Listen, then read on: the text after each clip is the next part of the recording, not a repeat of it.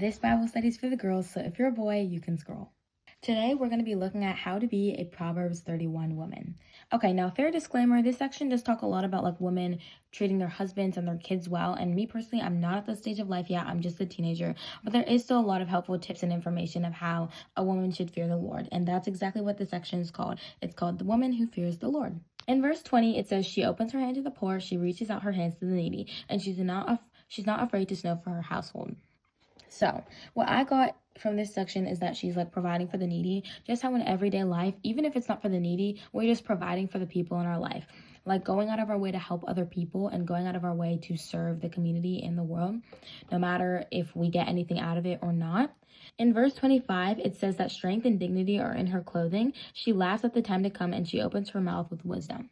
And what I got from this is that she speaks in a way that shows her love for Jesus. And in the clothing section where it talks about strength and dignity in her clothing, she's dressing modestly. She doesn't really care if the boys are looking at her and like how a lot of girls think. Like they dress to make sure that people will look at them and be like, oh my gosh, I love her body, or I love this about her. A Proverbs 31 woman would not do that. They don't care about the worldly looks. They care about acting more like Jesus and pleasing him, which is dressing modestly and also speaking wisely, which is basically like not cussing, not saying bad things, and just choosing your words wisely so that they honor the Lord. The last part I'm going to talk about is verse 27, and it says, and the teaching of kindness is on her tongue. She looks well to ways of her household, and she does not eat the bread of idleness. Many women have done excellently, but she surpasses them all, and she's a woman who fears the Lord and is to be praised.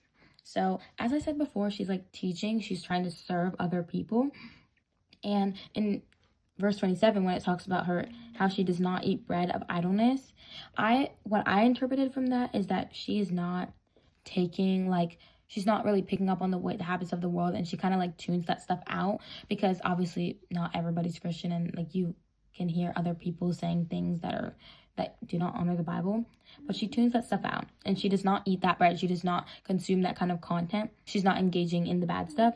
And last but not least, it says that she's a woman to be praised. And yeah, she is a woman. You want to be a woman that is praised and that does things that God would be happy with. I hope this Bible study helped all you girlies to learn what it's like to be more like Christ and how to be like a Proverbs 31 woman. Me personally, I'm definitely working on it and just trying to act more like Jesus every day. I'm 100% super far away from it, but I'm taking it day by day and reading my Bible and praying.